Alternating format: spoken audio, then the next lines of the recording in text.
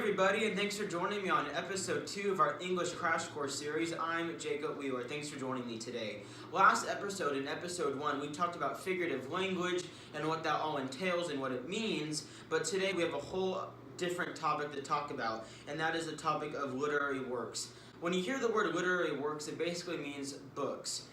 Either books in a store, books in a classroom, but really any kind of book, non-fiction or fiction. Today we'll be picking one particular story and be analyzing it. And that story is one of my all-time favorites, and that is To Kill a Mockingbird.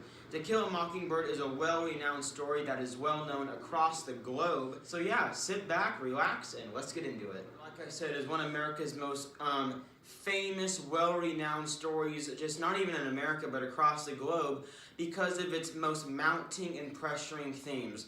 The major two themes of To Kill a Mockingbird is social inequality, social injustice, and racism. It was written by renowned author Harper Lee.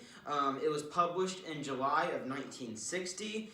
The setting was in a small town called Macomb, Alabama, in America's deep racist South in the early 1930s, also near the Great Depression, I want to point out. One of the main characters named Tom Robinson, he was an African American in To Kill a Mockingbird, and he was falsely accused of rape by multiple white women, and back in the 1930s it was completely forbidden to have any sexual or even physical contact with any white woman. It was even disavowed for an African American to even make eye contact with a white woman in those days. The characters, again, Tom Robinson, the man who was falsely accused of rape, Atticus Finch, who was a man who courageously defended Tom Robinson in the wake of the trial, and Atticus Finch was a white male, which was also very unprecedented because white men are not supposed to represent black men in criminal trials. The conflict of the story was obviously that Tom Robinson did not commit this crime, but he was being falsely accused of it.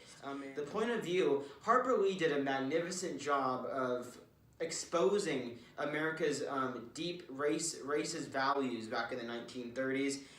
Hey, this is not okay. This conformity-like society needs to break. The trial was a very arduous one. It was a lengthy process.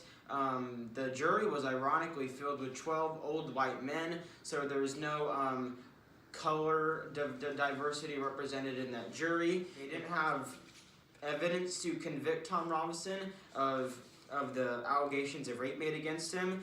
But again, the social conformist society that was going on in Alabama at the time simply didn't care.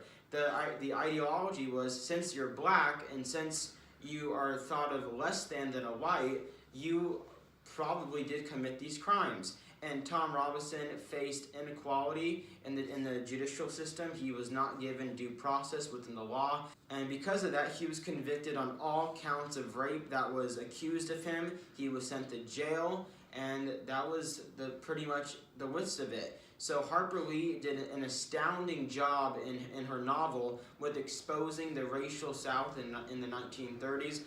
That is To Kill a Mockingbird. Again, it is one of the most famous novels, just not only in America but around the world. It has sold millions of copies across the country. It is arguably one of the most famous novels that have been ever written in American history. I really love this story. I urge you all at home to go read this story as soon as possible and read it in its entirety.